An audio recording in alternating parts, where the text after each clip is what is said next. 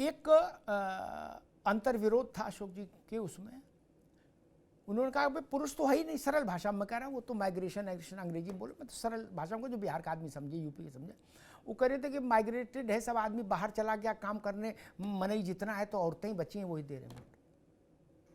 तब आदमियों का वोट भी बिहार के इतिहास में सबसे ज्यादा इसी बार पड़ा है।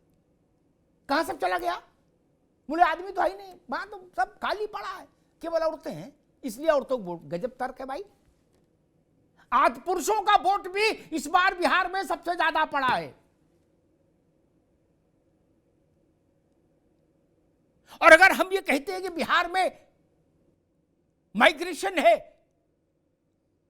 आज बिहार में पलायन है, ये हम कहते हैं अगर आज, तो इससे पहले हमको ये नहीं बोलना चाहिए कि 15 साल गोल्डन एरा था बिहार का, जब लालू जी और राबड़ी जी थे और साधु यादव बिहार चलाते थे।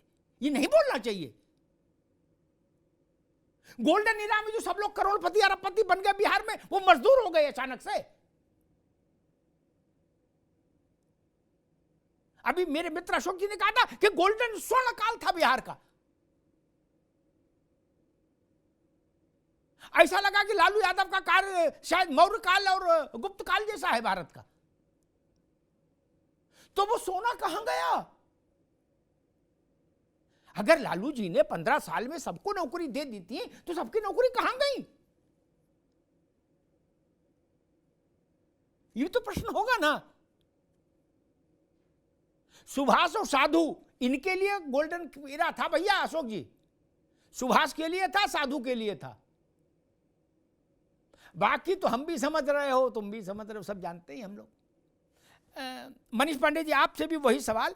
10 मुद्दे नहीं चाहिए जैसे अरुण जी बता रहे थे, ऐसा ऐसा ना। मैं एक मुद्दा जानना चाहता हूं जिसको बीजेपी एनडीए ये मानता हो कि ये हम मुद्दा हमारा तुरुप का पत्ता है, ये हमारा यूनिक सेलिंग पॉइंट है, यूएसपी है, इसके चलते हम बढ़त ले रहे हैं चुनाव में।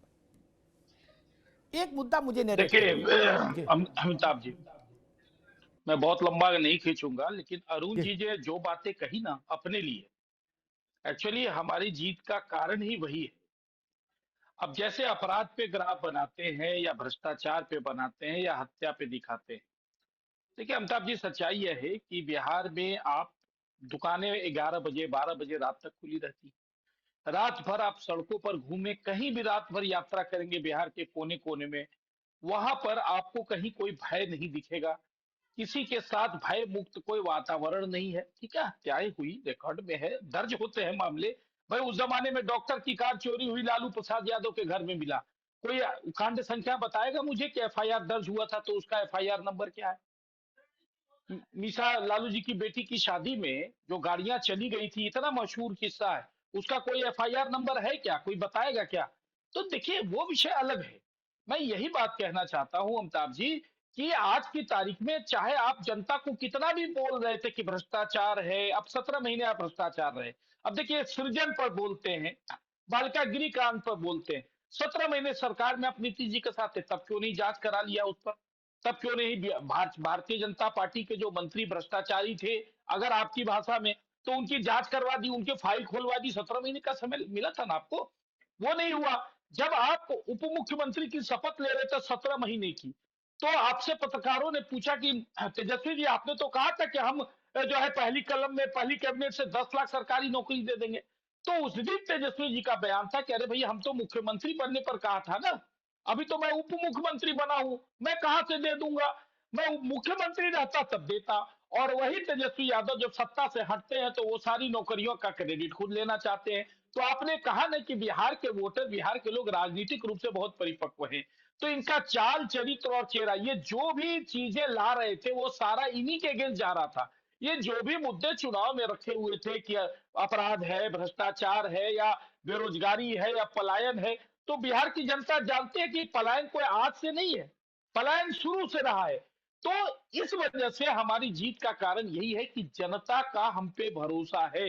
हम 100% विकास नहीं कर पाए, हम शायद 80% भी विकास नहीं कर पाए, लेकिन हमने जितना विकास किया है अमिताभ जी, जनता को भरोसा है कि शेष बचे काम भी यही सरकार कर सकती है, क्योंकि इस सरकार में वो जज्बा है, इस सरकार में वो महत्वाकांक्षा है कि यह बिहार का विकास कर सकती है। इसी विश्वास ने आज हमको फिर से अच्छा, दूसरी बात, एक बात और मैं कहूंगा अमिताभ जी, देखिए 20 वर्षों तक यहाँ एनडीए की सरकार रही, 20 वर्षों तक, फिर भी विपक्ष को पसीना बहाना पड़ रहा था। इसका मतलब है कि एंटी इनकम्बेंसी नहीं थी, और एंटी इनकम्बेंसी अगर नहीं थी, इसका मतलब है विकास के कार्य हुए, सरकार पर लोगों का भरोसा ठीक था। ठीक है, ठीक कुछ मुद्दे ठीक हो मनीष सकते पांडे जी, एक बड़ा रोचक सवाल, लेकिन मुझे लगता है बिहार के जनादेश पर चर्चा हो और वो सवाल नहीं हो तो वो चर्चा अधूरी है। सबसे एक ही सवाल पर छोटा छोटा उत्तर लूंगा, समय की थोड़ी सी कमी है। सौरभ जी, आपसे शुरू करता हूं।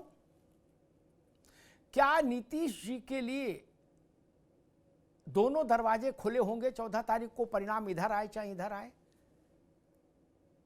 सौरभ दुबे, छोटी सी टिप्पणी। बिल्कुल, नीतीश कुमार जी एक मजबूत चेहरा हैं बिहार की राजनीति में, लेकिन राजनीतिक पार्टियों के लिए एक मजबूत चेहरा भी हैं, और साथ ही साथ जो भारतीय जनता पार्टी के साथ उनका सामंजस्य है, वो बहुत ही परिपक्वता के साथ तमाम चुनावी ठीक, मैंने ये मंचों पर नहीं जो पूछा उन्होंने सौरभ जी, किया है, ना ना, मैंने ये लगता है पूछे नहीं उनको- भाजपा से उनका रिश्ता कैसा है। मैंने पूछा, आप लोग भी गजब करते हो, मैंने पूछा भाजपा का दरवाजा मेन गेट और लालू यादव का मेन गेट दोनों खुले रहेंगे कि नहीं, ये पूछा। ये तो पूछा नहीं भाजपा से उनकी नातेदारी कैसी है। नहीं, देखिए, दरवाजा भाजपा से बंद ही नहीं है तो दूसरी तरफ कैसे खुला रहेगा, मैं तो ये कह रहा हूं आपको। और मेरा मानना ये है कि ठीक, आगे बात, स्पष्ट तौर पे आगे दोनों आगे तरफ से आ दरवाजे- गई भैया, आगे बात। मैंने कहा था विश्लेषण नहीं करो, हाँ या नाम बता दो। अशोक यादव जी, ये प्रश्न आपसे है। अमिताभ जी, अभी सौरभ जी ने बताया कि राहुल गांधी जी का फोटो नहीं लगा था अरे तेजस्वी छोड़ो जी भाई, के सौरभ जी कैंपेन ने में। बताया, आप ये सुनिए, सवाल बस बता उसी से दो उसके जी। नीतीश कुमार जी का एक सिंगल कोई मोदी जी के साथ चुनावी कैंपेन का फोटो अगर आप दिखा दें तो मैं आपका वेलकम करूंगा। नीतीश जी बहुत परेशान है, उनको ये पता है कि हमको चुनावी दूल्हा बनाया गया है, और वो बिल्कुल वो परिपक्व नेता हैं, वो कहीं भी जा सकते हैं, उनका कहीं भी स्वागत हो सकता है। उनके ऊपर कभी हम लोगों ने भी डायरेक्ट अटैक नहीं किया, पूरे चुनाव भर आप देख लीजिए। हम लोग पता है, ये बात नीतीश जी को भी पता है कि वो चौथे शिंदे बनने जा रहे हैं। जिस शिंदे की शुरुआत हुई थी राजस्थान में, जिस शिंदे की शुरुआत हुई मध्य प्रदेश में शिवराज सिंह के ठीक है, यहाँ, ठीक है उसी अशोक तरह जी, से ठीक शिंदे बनने ठीक जा है। रहे हैं। इसलिए मनीष अपने- पांडे जी, आपके लिए थोड़ा कठिन सवाल है, लेकिन मेरे लिए सवाल जरूरी है। क्या अशोक जी ने यह तो स्वीकार कर लिया कि नीतीश जी चौथे शिंदे बनने जा रहे हैं, यानी कि अब ये सारी इतने देर की बहस बेकार थी। इन्होंने स्वीकार कर लिया कि एनडीए की सरकार बन रही है और नीतीश जी चौथे शिंदे बनने वाले हैं। अब वो शिंदे बनेंगे क्या बनेंगे ये तो छोड़ दीजिए, सरकार बन रही है इस बात की गारंटी अभी आपने दे दी। देखिए ऐसा है, पिछले बार भी जब नीतीश जी को बहुत कम सीटें आई थी तब भी हमने उन पर भरोसा जताया था, इसलिए एनडीए के अंदर यह विषय ही नहीं है। और अटल जी के समय से आज तक हमारे गठबंधन के सारे मित्रों में, देखिए एक बात मैं बता दूं, भारतीय जनता पार्टी सबसे बड़े गठबंधन दल होने के बाद त्यागी रही है हमेशा, और आपस में जो बड़ी पार्टी का, जो बड़ा भाई का जो रोल होता है वो रोल में रही है, इसलिए हमारे बीच में यह कोई विषय नहीं। ठीक बात। मेरे पास है प्योर पाव भाजी का मसाला, प्योर पाव भाजी मसाला, पाव भाजी को टेस्टी बना डाला, सबका राजा आल प्योर मसाला। अब छोलिया हो या लोबिया, सफेद चने या काले चने, सब कुछ मजेदार बने।